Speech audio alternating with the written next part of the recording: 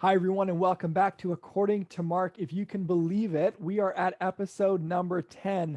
And for episode number 10, we are looking at Mark chapter 4, verses 30 to 32. And again, the whole purpose of this time is to look at the good news of Jesus through the lens of the gospel writer Mark. So let's jump in. Again, Jesus said, "What shall we say the kingdom of God is like? Or what parable shall we use to describe it? It is like a mustard seed, which is the smallest of all seeds on earth.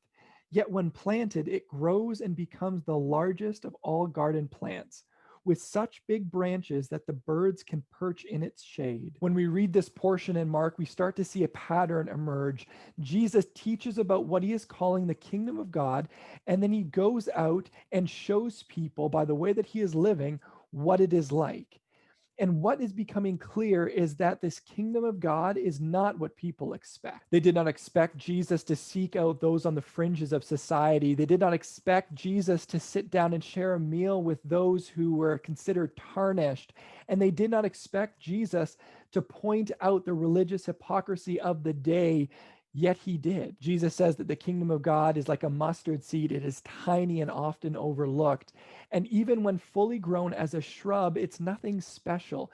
Yet Jesus tells us that it can still provide enough room for a bird to make a nest. Now, maybe we're thinking to ourselves, a bird's nest? That doesn't seem like a big deal at all. Now, Jesus, you should have said something like, the kingdom of God is like a cedar that when it is cut down can be built into massive weapons of war. Now, that would be impressive. But according to Mark, this is why Jesus has come. He's come to challenge our assumptions of what is good. He's come to challenge our assumptions of how we use our power and how we determine what success is.